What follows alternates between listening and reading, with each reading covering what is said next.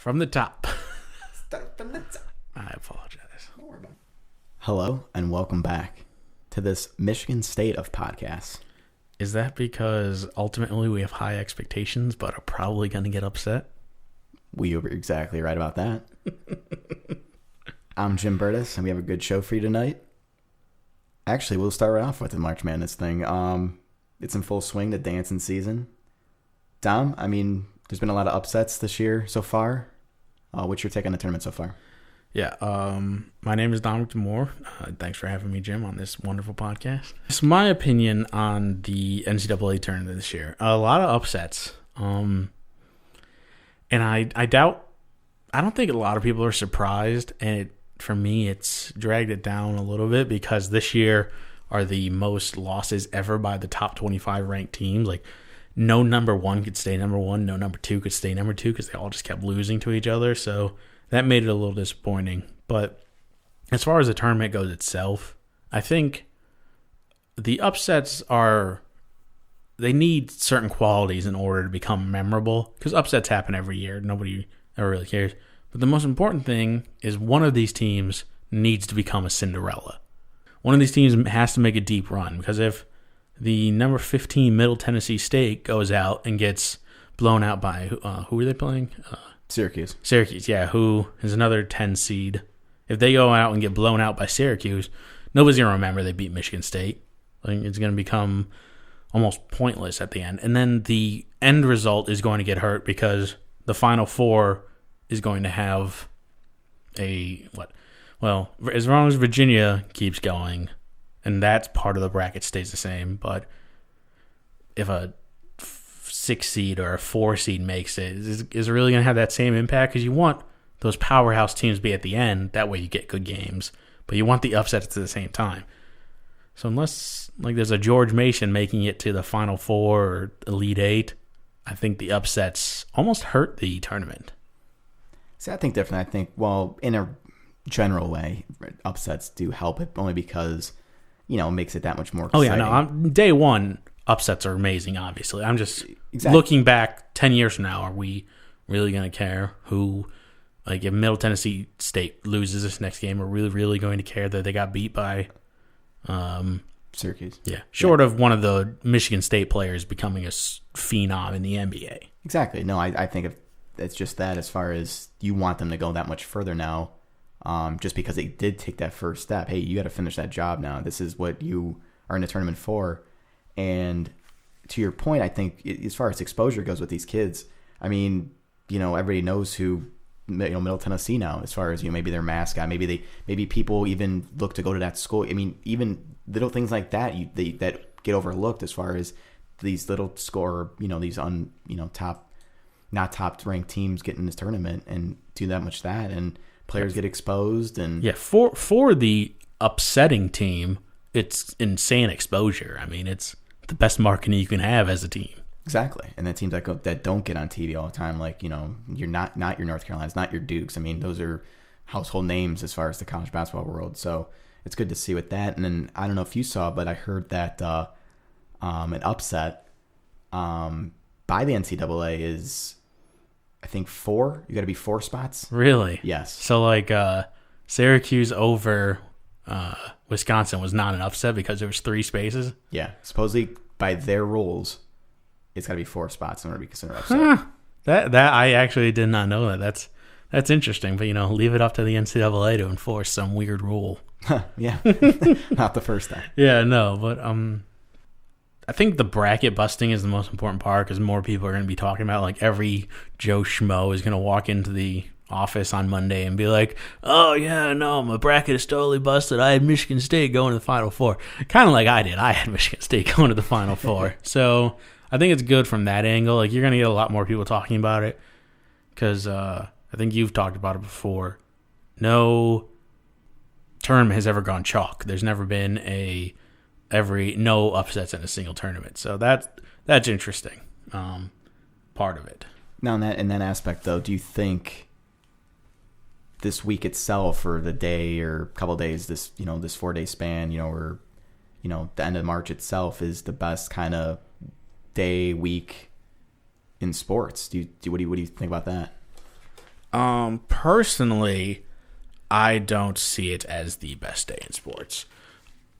Personally, my favorite day in sports is either opening day of the MLB season or it is the first day of the playoffs well, not the first day anymore, technically, because first day is the play-in game or wild card game, whatever you want to call it. But the first day of divisional wild card play, because I love the fact that there is 3 baseball games on, and like, okay, you're on this one, and you can turn it in at any time and see baseball. So, but I'm a baseball junkie, so I get that most people, that's not their favorite day. I think it works out perfect if you want to. It just so happened to fall on St. Patrick's Day this year. I think it's perfect if you took the day off to, grab a few brews and that and watch the games. Couldn't work out any better for you. But I don't think it's the best day to hear necessarily, or best, like I said, best, week or two leading up to the game. I would consider the best week in sports to be right around New Year's, probably. Everything from Christmas Day on, really. So, because you're getting high-level basketball, usually because the NBA loves to put the best teams on Christmas Day. Then the NHL hockey season is still going on, and then now they do their yearly series where around the New Year they do an outdoor game, which is awesome. Don't particularly follow hockey, but those games I always find interesting. Like I went to one here in Cleveland wasn't NHL obviously, but it was Ohio State versus Michigan at Progressive Field. One of the coolest things I've ever done. Cold as shit and almost froze my balls off, but it was an awesome experience to go to. And then you get, depending on how the football season works out, you're still either getting a game that following weekend or the playoffs are right there. So that's always interesting. Plus the college football championships going on. So that the first week of the year is probably, I think, the best sports week, personally. But an argument could be made for March Madness. I could see both sides, but I think, with March Madness, though, you work, I work, and a lot of people that don't, call in sick, play hooky, the St. Patrick's Day week or, the first couple games of March Madness, we're at work. We don't see these day games as far as, the early games that go on. So with that said, how you said the last week of the year, a lot of people are off around that Christmas season, taking vacation, and it can watch these games more or less than the games that we see happening right now, those early games when the March Madness starts. But that's as far as the best week in sports. But me personally, best day of the year would still be MLB opening day. I know you said you agreed as far as that being one of your favorite days. And who will not be celebrating the tradition of opening day this year is Adam Laroche of the Chicago White Sox. Yeah, I saw that. It's a story that's taken the baseball world by storm. It really is. And for those of you who don't know about the story, Adam Laroche, notable guy in baseball, maybe not not too notable. I mean, just another. It seems like he was notable. He came up with the Pirates and on the Nationals for a while, and now he's with the White Sox. But the way I remember, I always remember him as more of a disappointment than like a really good player, because his best years were with the Nationals that first or second year, where he hit 35 home runs and drove in 100 RBIs. But those teams underachieved so much that he honestly got this stink on him in my head that's like, all right, well, he's not that good of a player. Like, he strikes out. He bats .203 last season. He hits 13 home runs last season. So, and getting paid $13 million on top of it. Exactly. But I guess his son, Drake is his name, 14 years old. He is around Adam, his father, for, I guess it wasn't just this past year, but for the last couple of years now, even with the Nationals, in the clubhouse a lot, around the team, almost regularly, it seemed like, from what the story said. And Ken Williams, the White Sox GM, basically said, hey, tone it down a little bit this year. And from Adam's point of view, he told him to basically, not bring him around the team anymore. So when I first heard the story, I was shocked at the White Sox. I thought maybe they hit a new low as far as, not bringing family, separating that great thing of family and sports. Families take their game. Families take their kids to games. Yeah, and it's also important to know that Laroche, he's a lifer. His dad played professional baseball, so as a kid, he was in the clubhouse. Laroche has two brothers who both played in the MLB, so it's one of those weird situations where it's like, hey, I grew up in here. How come I can't bring my son to grow up in here? And I'm sure to a point, Adam probably got, a lot of advice, and I don't know how old he was, when he his dad was playing, but he probably gained so much more knowledge early on than a lot of kids would do just because his father's a professional ball player. So that helps. You want to have your kid around just like how you were. But being that he was told that to tone it down or, basically tell him, his son Drake not to be around the club anymore, Adam basically said, hey, I'm done. I'm hanging my cleats up, and he retired. So 36 years old, obviously at the end of his career. But like I said, when I first heard the story, I was kind of taken back and being like, really, the White Sox would do that much for, I know he's not the most notable name. He's not a Mike Trout. So you're not, but still to a point, I get it. I mean, I would love to play, catch with my dad if he was a ball player, or, be around a professional team, to know, Jose Abreu and just, feed off what he's thinking. He's obviously wants to be a ball player just like his dad too. So that sense I get it, but there's other parts I don't. And I know you weren't too fond of when the news first broke.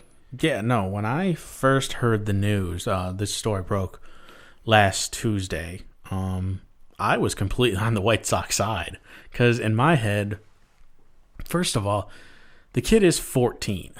Don't know how many 14-year-olds you hang around, but 90% of them are dicks. Like, even if this kid's a good kid and he does everything right, he helps out with the team and everybody likes him, he's still a 14-year-old going through puberty. Like, there has got to be moments where he's rubbing people wrong. Like, it just happens. Like, you can't avoid it. Like, I was a good 13-year-old kid. Most people like me, but I guarantee I annoy the shit out of somebody. So when you have 24 other guys in the locker room, like, for me, this there's no way this came out of left field. Like, it's not like Ken Williams, the GM. It's not like he came out and was like, you know what? I really hate having that kid around.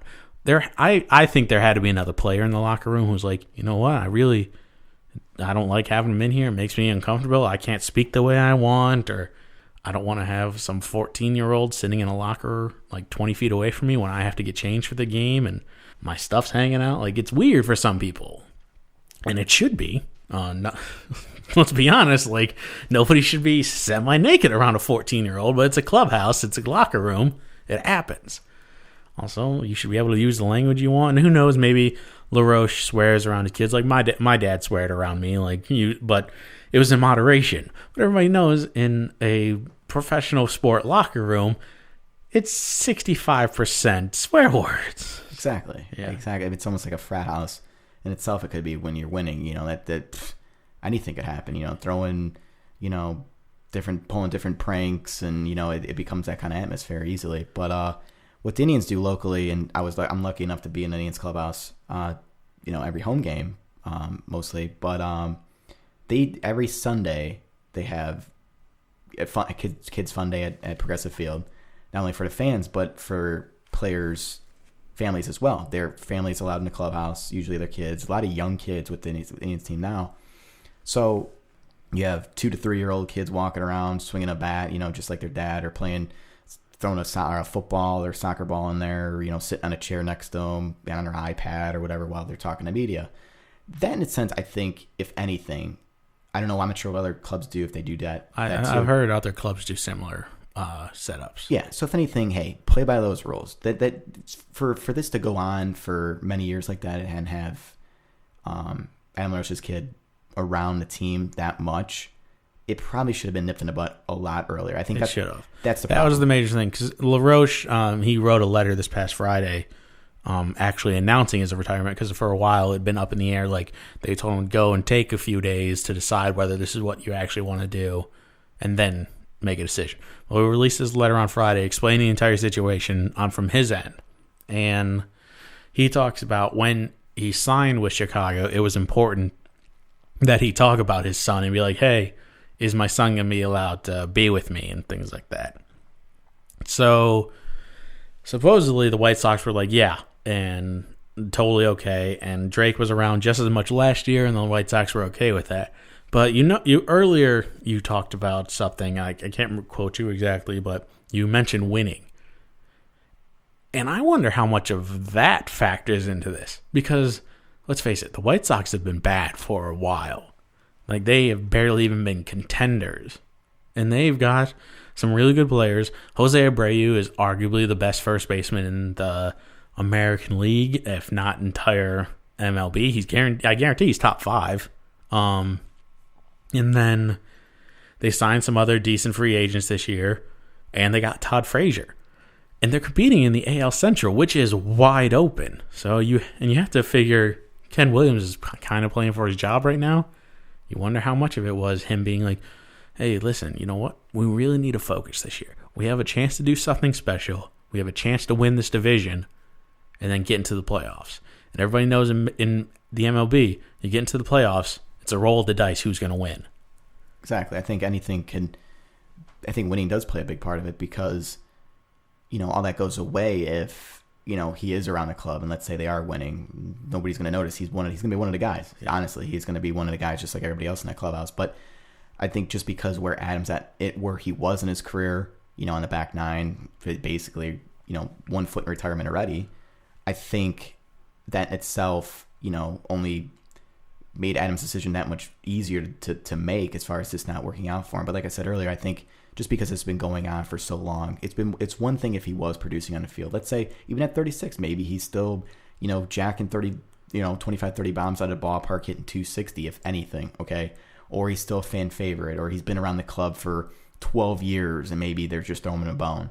That's different. But when the player himself is not producing and the team themselves has been not producing for the last couple of years, it's a time for change. And maybe that's just it's unfortunate. That's the take that had to be made. But hey, the White Sox are sitting pretty if they don't have to pay Adam Laroche $13 million next year too. Yeah, although they do now have a hole at DH. I haven't looked their roster up and down, but most likely, what do you think? Frazier, in the DH, and they'll probably because Frazier's a decent third baseman, like glove wise. Yes. So yeah, it's gonna get interesting. But yeah, just one last thing. Like I said, I'm strongly in the favor of the White Sox here, but in LaRoche's letter, the one thing that did make me question it is because LaRoche acknowledged that no matter what, this may have been his last year, and he said he couldn't imagine going through it without his best friend at his side, which is his son. So in that sense, it's one of those things where it's like, you feel for him. But at the same time, it's a long MLB season, and what's going to be more memorable? The fact that you got to spend all year with him, or putting together a really good season, focusing on the game, and making it to the World Series? What's going to be a better memory? And nobody's going to be talking about Drake LaRoche in the locker room if everybody's spraying champagne around when they win the championship, because they have as good of a shot as anybody else in the American League. Because who's the favorite in the American League at this point? Kansas City again, but people are saying they lost Cueto and they lost other things, and we'll get to that a little later. But it's just one of those, I think it's selfish on LaRoche's end. Yeah, and one more point by me. I think it goes to show you exactly where his head was at. It's one thing if he maybe would have retired at, it's not like he's 27, 28 and had a kid and they couldn't tell him to bring him and he's going to retire. Like, that'd be huge. Like, hey, You're throwing your whole career away. Hey, if you're throwing it away right now just because of one decision, and he's been with you for the last 4 to 5 years already, hey, cherish those moments. And maybe, like I said, it's unfortunate that this happened, but it goes to show you where his head was at. And for the White Sox themselves, it's a good thing that's actually happened, because his head was with his family already. So hey, if anything, a year from now, he's going to look back and he'll still cherish his moments he did have with a kid. And hopefully, this all go. he still won't be remembered as this great ball player, but to go out like this is kind of unfortunate, but he'll get through it. And I think the White Sox will too. Yeah. I also question, what kind of message are you sending to your kid on this one? That's another good thing. Because, like, in my head, like, granted, I'm not a millionaire, so, and I'm sure his kid, if he doesn't really want to, will never really have to work another day in his life. Because Laroche, at this point, he's probably made at least $60 million in his career, and he seems like a smart kid, so I'm sure he invested it well. And kid, he's 35 years old. He's 11 years older than me. I'm calling him a kid. But his kid's probably not, Drake, the kid, is probably never going to have to work again in a day in his life. But what kind of message does it instill to him where it's like, hey, somebody told me I couldn't do something, so you know what, I walked away. And he wraps it in this beautiful bow of, like, family first. But at the same time, like, tell your kid, you know, like, yeah, you can't always get what you want. We had a great 4 or 5 years together. You're 14 now. This is a great example of putting your nose to the grindstone, working together to accomplish something. And then later on in the year when you're winning, like, if they are winning and they're 20 games above 500 in July, you really think that Ken Williams is going to come down and be like, no kids in the locker room? Like, it's going to relax, and it's one of those things. But right now, focus on the game, focus on opening day, focus on getting that average up to 235 and hitting 25-plus home runs instead of focusing so much on yourself. What I was surprised about, too, is, though, how much, like, a guy like Chris Sale was so active in this argument. Being that he's probably the face of the team, you know, I would say him and Abreu are probably two. But more him, because I don't think Abreu he's got his English up there yet, so yeah, I think Abreu's the best player on the team, but I think Sale's more of the face because he can handle some of the marketing and stuff like that. Yeah, it's only going to go. They're going to only go as far as Sale's going to take him too. But I was just so surprised as his take on it. You know, he's hanging a lot. He's hanging a LaRoche jersey on his locker, you know, this week too, when the news broke, and, you know, for both Drake and Adam, which is kind of weird to see, and Bryce Harper's chiming in that family's first, and it's a good decision by him. So the players themselves, and I know they're notable names. Now, of course, you won't see a guy like, you know, a rookie trying to make this team going to step up and say that. So maybe it's just because they have the stepping stone, they could say that. They have the, you know, the block to stand on. But I thought that was interesting too, though. I mean, entitled millionaires who, like, well, at this point in their career, what's worse? Because with them supporting him, they might catch flack for what, like, the next 2 weeks, but then it's kind of forgotten. But if they don't support him and they are close friends, you can ruin a friendship like that. So I don't blame him for coming out and supporting him. Plus the whole idea of, like, it's like police officers or people in the military or people on anything. Like, you always support one of your own, no matter what, and then you deal with the consequences later. But all right, on to our next topic. Speaking of retirement, the NFL might have a little bit of an issue on their hands, as earlier last month, actually, Calvin Johnson, stud wide receiver from the Detroit Lions, decided to retire at only 30 or 31 years old. What do you think? And he's not the first one. Last year we had Patrick Willis and a couple other 49ers retiring early. There's a couple other, like, wide receiver from Green Bay last year retired. So what do you think the NFL should be worried about this, and what do you think is all the cause of it? I think it is a cause for concern because Calvin Johnson's such a notable guy in the game itself, and it's not like, you know, this 30-year-old guy, 31-year-old guy, some, you know, third receiver on some team retired. It's Calvin Johnson. This guy is probably at least a top 5 receiver in the game, was right now, you know, so that to a sense is huge. I mean, you're taking a fan favorite away from the game for what, and what's his reason?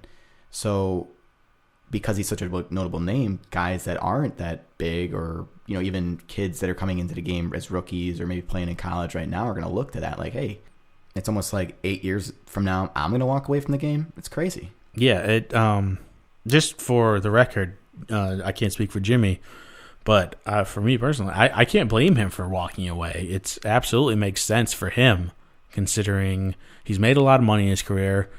He's probably been smart with it, and he wants to play with his kids 20 years down the line. So you can't really hate on a guy for saying, you know what, it's really important that I can walk in 20 years. Exactly. I mean, that means everything. I mean, there's life after football. There's life after everything. Everything, you know, it's a game when you think about it. And it's, you know, it's work. You retire from work, you know, hey, you spend time with your family. But I think an analogy I like it's different, but in a sense it makes sense.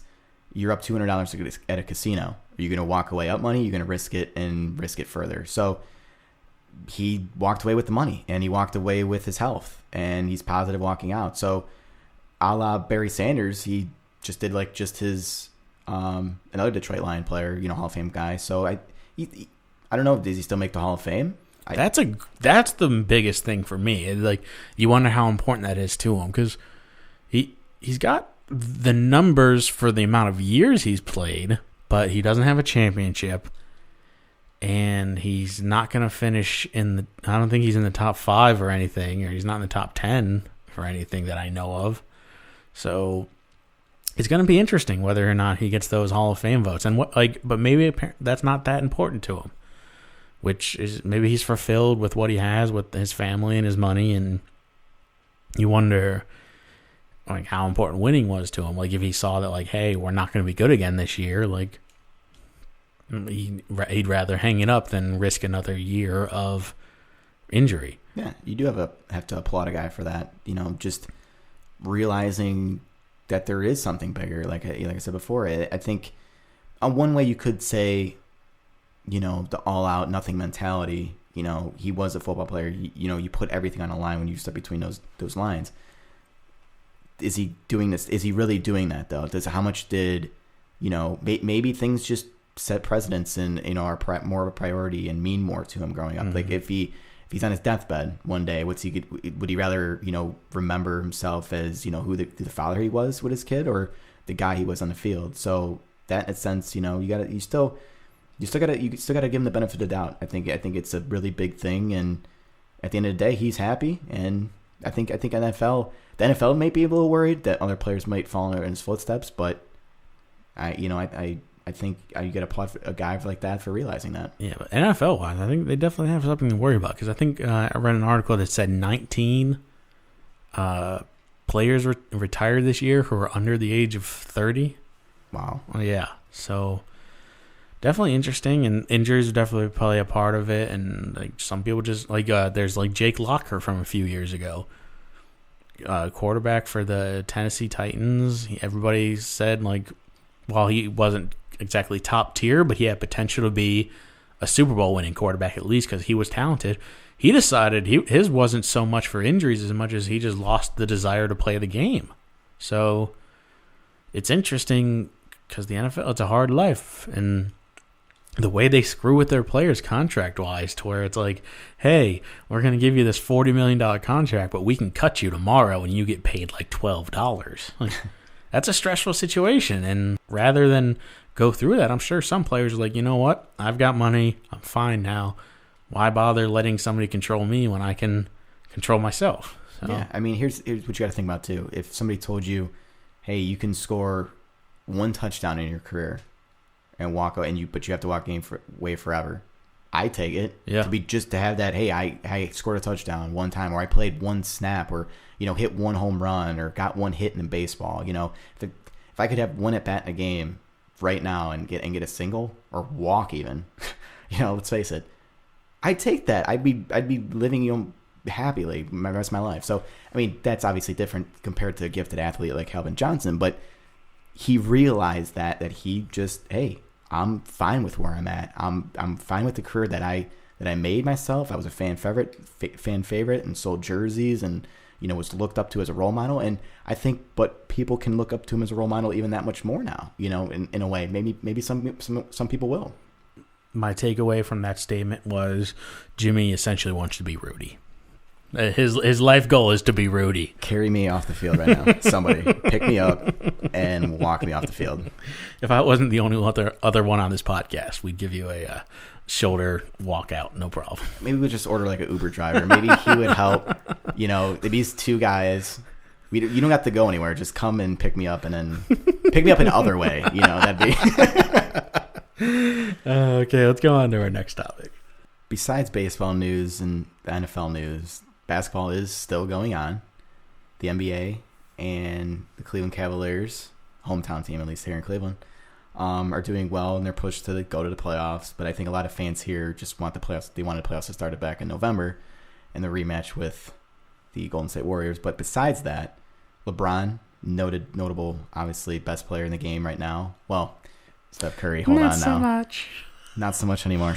Anyway, besides that, maybe he's getting a little tired himself and wanted potentially to bring up that NBA shortened season as far as potentially 66 games instead of the 81 they have now.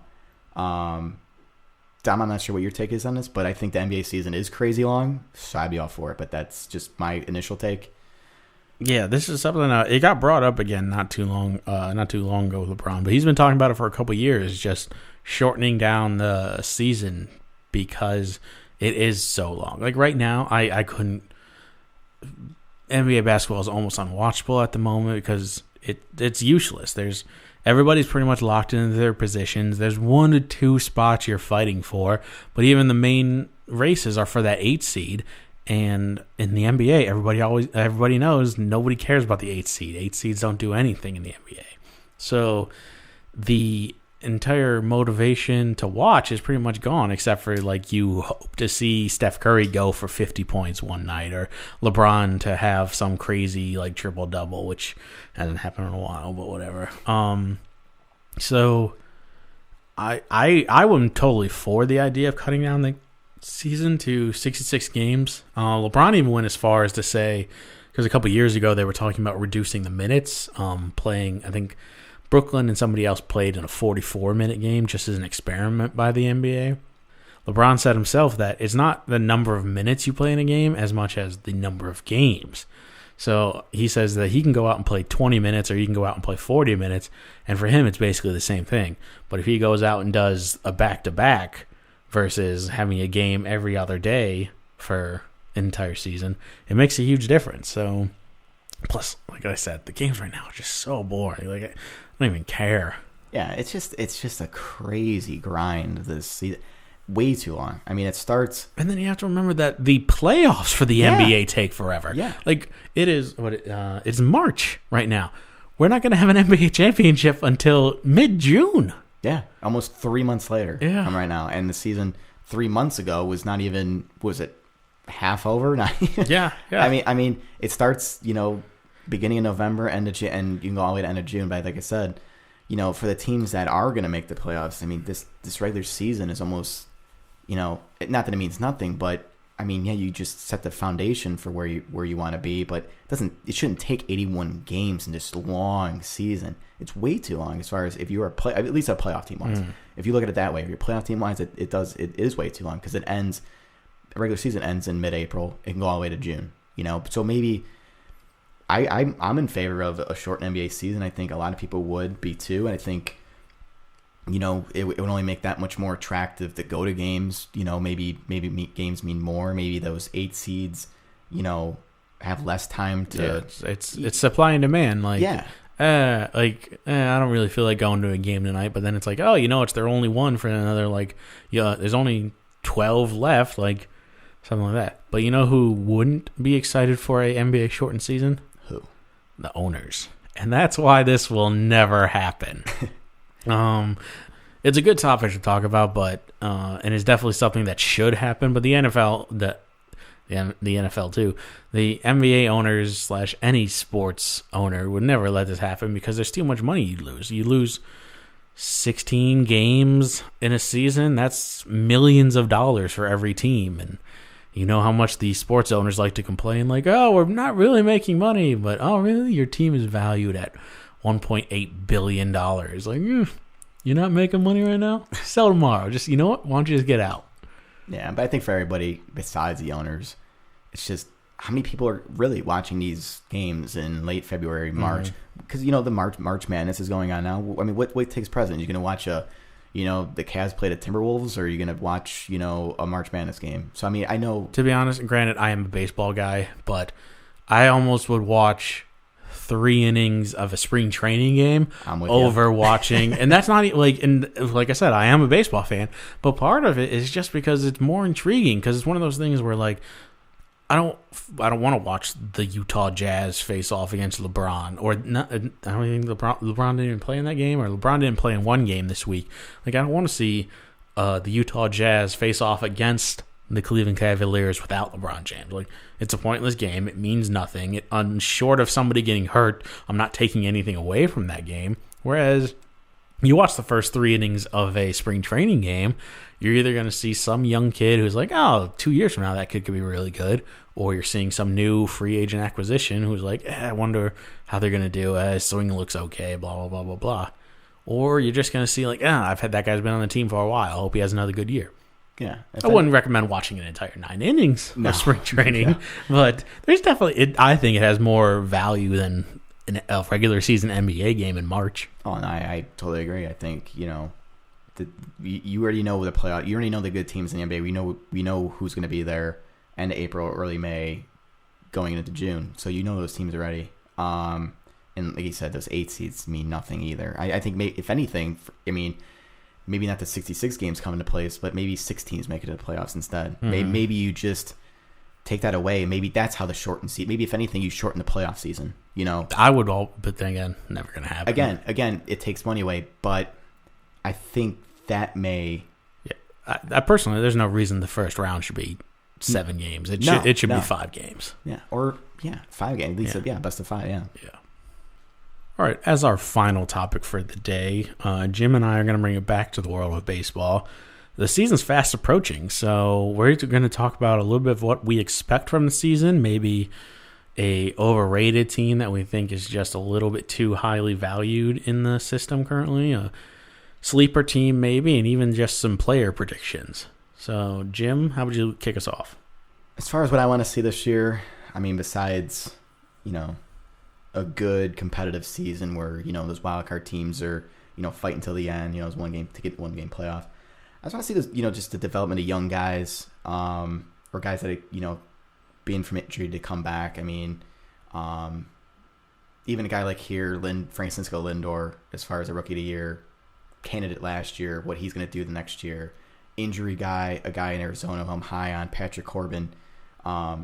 He looked like an ace before he got hurt, and now they added Greinke to that rotation and Shelby Miller. So out west, it's going to look interesting and see how they compete with the Dodgers and the Giants, who are good every other year, it seems, every even year, which is an even year now.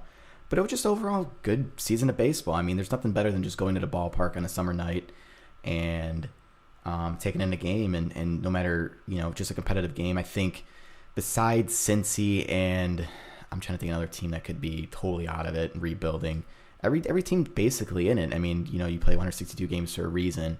What the Cubs are going to do this year, as far as if they're going to take the next step with their young players like Chris Bryant, and even with the Red Sox coming back, finishing last place the last 2 years, what does David Price do, and Big Papi's last season? There's a lot of notable storylines this year that are going to be fun to watch, and I just hope at the end of it, the Royals aren't involved, because I'm kind of getting sick and tired of the Royals, but that's just me. Yeah, personally, the main thing I want to see is the continuation of the young player. In addition to the ones who are currently in the league, like Bryant and Schwarber and Lindor and Correa from Houston. I want them to make their next step. I don't want them to have sophomore slumps. But I want to see some more young talent from the minor leagues come in. I want to see that infusion of young players who can come in and show the old guys, hey, your time here is limited. Because that's the great thing about baseball. There's going to be a 20-year vet on a team, and there's going to be a guy who's got 6 games under his belt. So definitely looking forward to continuation of that. I hope Bryce Harper remains on form. I think he's great for baseball. His cockiness and his bravado and how he runs around the bases, flinging his helmet off, reminds me of Charlie Hustle, Pete Rose. So I'm hoping he does that. I also want a super team this year. I don't think we're going to get one because nobody's really standing out. Houston, I think, has the best shot at being a super team because their division isn't extremely strong. They got great pitching last year, as long as that pitching holds up, and they've got great young players who can come around. So I hope a super team emerges. Then once the playoffs come around, it's going to be a crapshoot anyways. But it'd be really cool to see somebody win 20 games in a row this year. Probably a little outlandish, but, Guy can dream. Moneyball. Yeah, exactly. I'd also I really want to see the stolen base come back into the game. It's been missing for the last couple of years. Like Mike Trout was the last one to really you remember oh my God, this guy's stealing bases. And Bryce Harper did it when he was a rookie and stuff like that, but he stopped running because mainly he's made of glass. But so that's on a personal level what I want to see come back. But how about a overrated team for you? Well, look no further than the team in the backyard, the Indians. I don't know. Every year, I'm optimistic. It's easy to be optimistic when they're, the team that, you grew up watching and stuff. But I just think this year, love Terry Francona. He's the right guy for the job, But I just think with the team he's been dealt and, the team that he was dealt in with Boston, winning 2 World Series championships, he almost was gifted that. That team in 2003 was 1 win away from the World Series. He came in and, finished the job. But, before that, he was a disappointment with the Phillies. I know it's his first job. But this year, when he first came in with the Indians in 2013, great job. You turned that whole franchise around. Swisher was a big advocate of that, And then it's just become the norm of just competing and being 500 and just trying to sneak into playoffs the last 2 years. And I think while they've had winning records, it's just been a blah kind of season the last 2 seasons. Yeah, they've had Corey Kluber, the Cy Young winner. They've had Lindor come up last year, so you've had sparks in that to kind of keep the fans coming back a little bit, if anything. But to keep your, the thirst of, the season going, you want to see what these guys do, and whether they, just get the accolades themselves at the end of the season. But I think as a team-wise, they just don't have what it takes, I don't think. I think, Detroit's a big team that everybody's going to overlook this year, just like the Royals were last year. They, with that, me personally, I thought the Royals were going to fall off the earth last year and put too much pressure on themselves, and they hoisted the trophy. So maybe I'm seeing the Indians in a different light. Maybe they totally surprised me, and I hope they do, because it makes this city that much better. It makes my job easier, writing about them easier.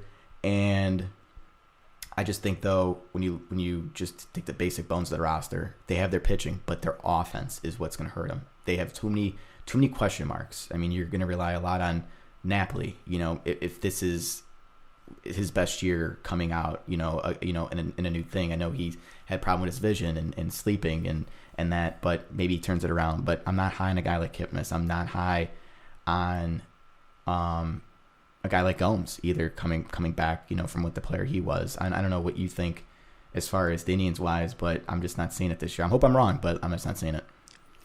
Yeah, I agree with you. I think the Indians are going to be the most overrated team, which is weird because I have no idea why professionals keep picking them to win. Granted, yes, their rotation is outstanding, and it's clearly the best in the American League. But in the American League, pitching is not always the most important thing. Like, there's so many. The DH, your pitching is going to get hit eventually. But if you can't put up runs against other people's pitching, you're pretty much useless. So I think they're going to have an anemic offense. Although Marlon Byrd's signing did intrigue me. The guy hit 23 home runs last year. What's crazy about that is he would have led the team 2 of the last 3 years in home runs if he was on his team 3 years. Yeah. That's the crazy fact about that is they just don't have, they never, these slugger, this right-handed bat they've been wanting or slugging that. I mean, he may help, we'll see. But. Yeah, but he's a right-handed bat. We have a very lefty-heavy lineup. He'll get some playing time if he's healthy and in shape, which with Delman Young is always an interesting topic. But I agree. They are my number one choice for the sake of the argument. My overrated team, I think, actually might be the Houston Astros. As much as I said 5 minutes ago about them possibly being the super team, they've got a lot of question marks. Can Keuchel be the guy who he was last year, the Cy Young winner? The pitcher that the Indians had, who was then who signed with the Yankees or not the Athletics? Casimir. There we go. Yeah. I totally thought of it too. We said it at the same time. I don't know if you heard that, Dom, but I said it. I really did. No, I said it first. Yeah, but they signed him, and he's a really good third starter. But he's getting up there in age now. Can he hold up? Can Keuchel hold up? Can that bullpen hold up? Is Correa, who granted looks like a stud and a superstar in the next second coming, but is he going to have a sophomore slump? They acquired. They still have Carlos Gomez? Yes. He had a bad year last year. He wasn't the acquisition they thought that he was going to be at the trade deadline last year. They have a couple other players at questionable positions. Altuve is a great second baseman, obviously, but they have Kobe Rasmus, who was a key player in the outfield for them. They had other players they have Evan Gattis behind the plate, who is not great defensively, so I think I truthfully don't think they're going to be a bad team, but they have the potential to drop back tremendously. Yeah. So for that reason, I think they're a shot for overrated. I can see your point. They are a young team, and as far as did they spark early on, kind of like the Royals did in 2014? It was getting there the first step and making the playoffs. No, they made the World Series, unlike the Houston did, but Houston collapsed. They should have went further than they did this past year. But I think could they be the Washington Nationals of a few years ago? Because when Washington went on to have the best record, and then they got beat by the Cardinals in the playoffs, I believe. And then the next year they came in as the favorites, and we're like, hey.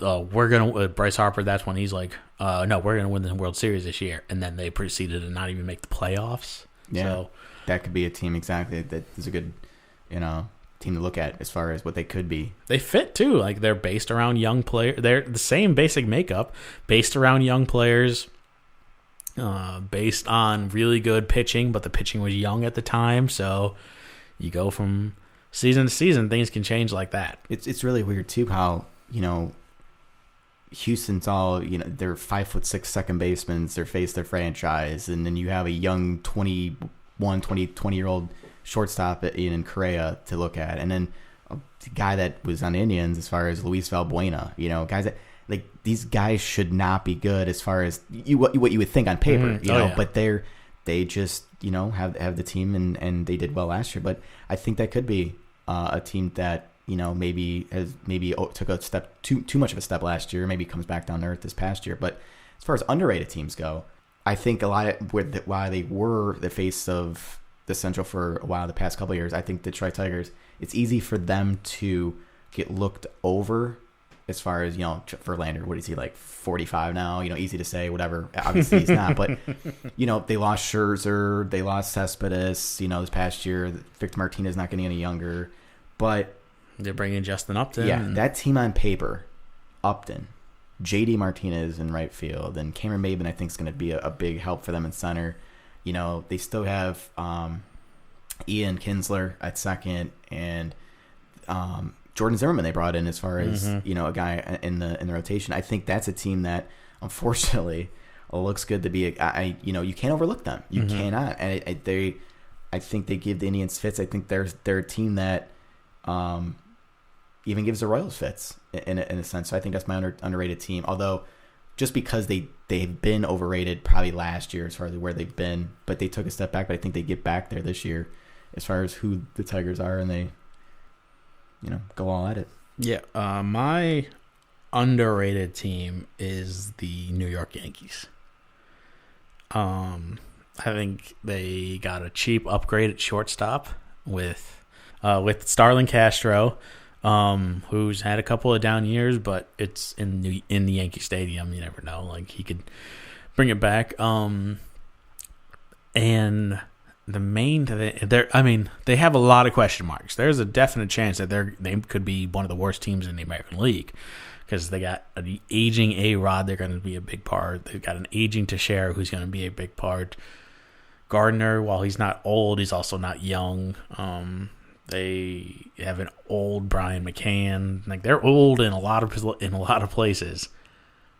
But that bullpen is nuts.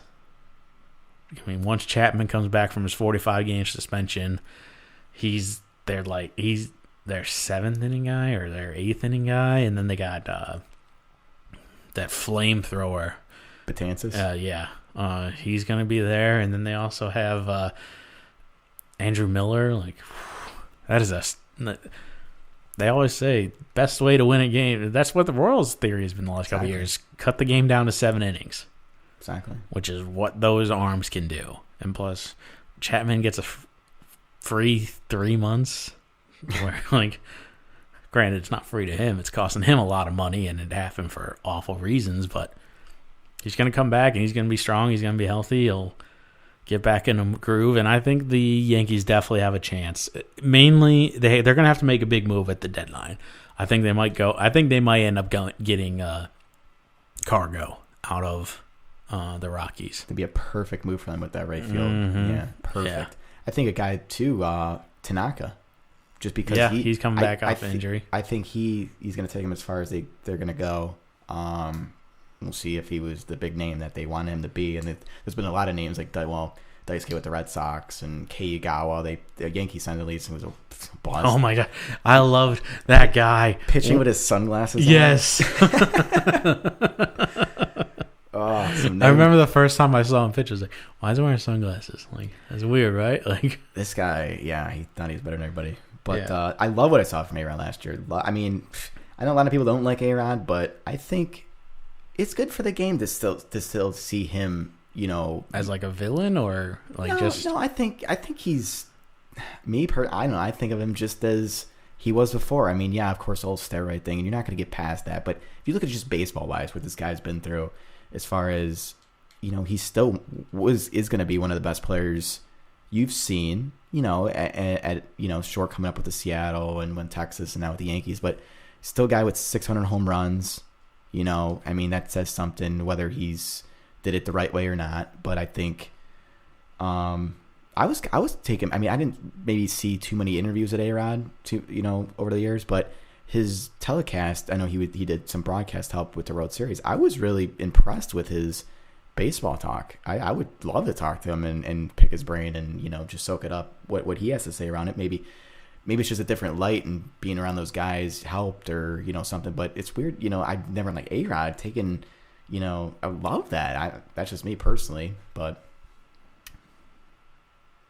Yeah, no, A-Rod's an asshole. I can't agree with you at all on most of those points. I don't know. I don't like him at all. Like, I think he's like Barry Bonds was a bad person, and he, granted, never tested positive. Blah blah blah blah blah. All that. So, but I see A-Rod as much more of a villain than Barry Bonds. So just because A-Rod did so many things, like he tried to cover it up and all that stuff, and like he would come out and do these interviews and he would sound super cocky, and maybe part of it is because he's been in New York for most of his career now. Like Barry Bonds was over on the West Coast in San Francisco, which nobody really cares about. Like, yeah, they're a good team, they're a great franchise, but you talk to 20 people on the street, they can't name 5 players who played for the San Francisco Giants. Yeah, like people will probably be able to name Barry Bonds, and they'll probably be able to name Tim Lincecum from the I don't think he's signed anywhere either. He's still I think he signed with Pittsburgh. Did he? Actually, I don't know. I might have just read an article where they said he should sign with Pittsburgh. Yeah. I don't know. I must have missed it if he did. Yeah, but I really should. I used to love Tim Lincecum. So did I. I loved his delivery. I loved the fact that he was so small, but he was like the greatest pitcher. And then the delivery caught up to him, and he just lost 8 miles an hour off his fastball. Oh yeah. So, but how about let's do MVP and Cy Young? I'll go with a guy we talked about earlier, Chris Bryant. Oh, you're going with Chris Bryant, huh? Yeah. Second year MVP. Yeah, I think he does it again. So, as far as getting an award, Rookie of the Year last year. I think he takes the next step and is right there in the conversation. I think the Cubs are relevant and back, and I would love to see him, take that team to the next step. So I love what I've seen from Bryant this past year, and I think only better things are to come. That's a good pick. How about you? My argument against Bryant, no idea where he's going to play. They do have a lot of outfielders. Well, and also, like, is he going back to third base? Is he playing solely outfield and all that? Like, well, I think he's a fan favorite, right? He's going to be a good player. He's going to have great numbers, but it's going to be one of those things where it's like, if his defense suffers, some of those staunch statistics-driven voters might go against him. But no, that's a solid pick. That would probably be my number 2 in voting. But I'm going back-to-back Bryce Harper. I like it. I like Harper. You can't, like, as far as offensive forces in the National League, you can't really name another one who, like, has the potential that Harper does. Like, Bryant, yeah, sure, he could have a really good year, but at the same time, like, Harper could have just as equal of a good year, and arguably Harper has less around him. So if that team does make the playoffs, he's going to get an even bigger push because Bryant's going to have Schwarber, he's going to have Hayward, he's going to have all these other great players around him. Where who is the second best player on the Nationals right now? Yeah, I have no idea. I mean, well, offensive wise, I don't know, but I got Scherzer. Besides that, though, no, you can't probably name Rendon, maybe. Like he had a down year. Well, injuries last year too. Yeah, but Orth is useless. Couldn't even tell you who their first baseman is. Yeah. So that's why it's Harper's team. Yeah, it really is. So that's why I'm going Harper. I like it. I like the cockiness from him too, like you said earlier. Yeah, gotta love that. Yeah. My pick for the NL Cy Young, though, is Clayton Kershaw. Surprise. Yeah. I mean, I know I'm gonna. Like, it probably sounds bad. I'm just picking the 2 arguably greatest players in the National League and all that, but like, for me, I think it's going to be a battle between. I think he's going to step up because he had Cy Young numbers last year. He's going to be even more important to that team this year because they lost Greinke, and I think Greinke might get batted around a little bit in Arizona. It's a tough place to pitch. Ball tends to fly out.